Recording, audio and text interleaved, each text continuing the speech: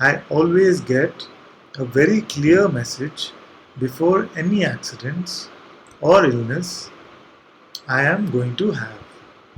Is this because consciousness is giving me the opportunity to protect the body? So let's look at what is happening.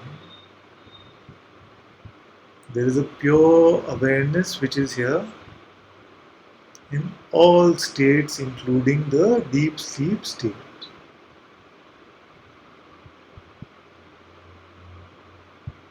Pure awareness is here. Pure seeing is here. Then, for some unexplained reason, although you can put lots of theories to it, for some unexplained reason, the sense of beingness, the sense I am, takes birth in this pure awareness. So we say that consciousness is now born.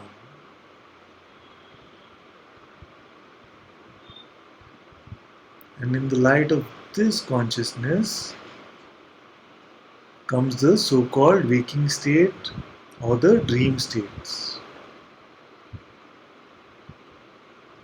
But this consciousness is the one doer and the one experiencer.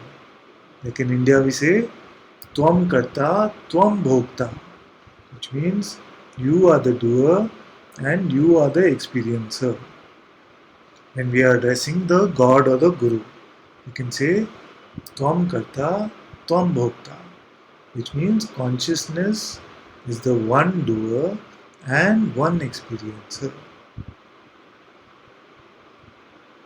And this consciousness can play in a myriad of ways.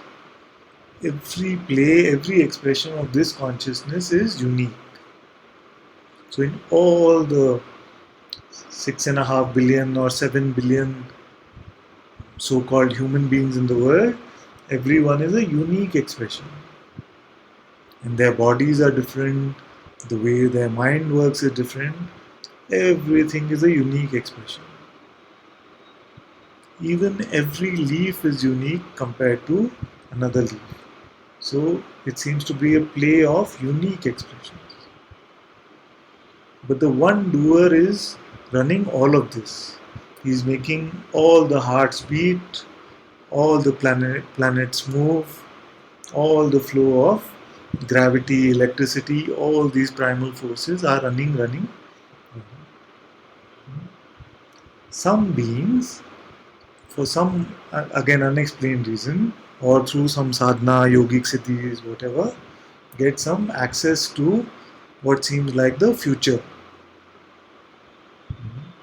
They get access to this kind of intuitive energy or the ability to foretell things. But the fact of the matter is that it is not helpful in our discovery of who we are to focus too much on these.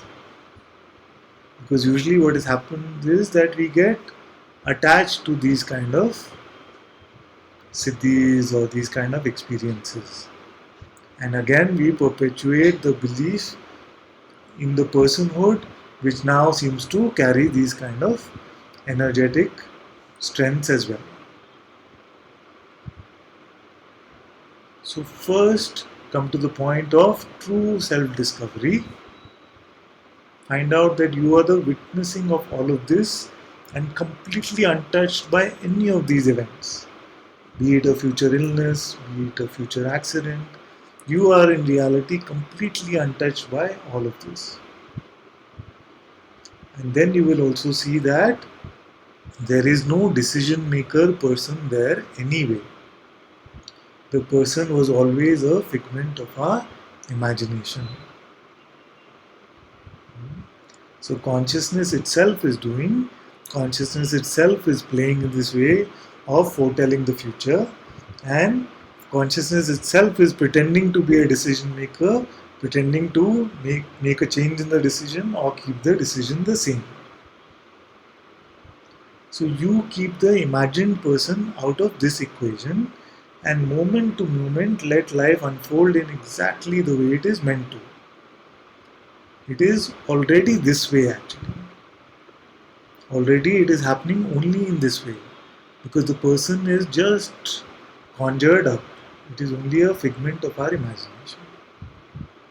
So don't decide that now I must treat my intuition in this way, this is what I must do, because again it is perpetuating the I idea. This I you are not. So just what you do is let go of all thoughts. Let go of all thoughts and let life unfold moment to moment. Let God or Guru, if you believe in Guru, guide your every step, guide your every action. Consciousness itself is doing all of this.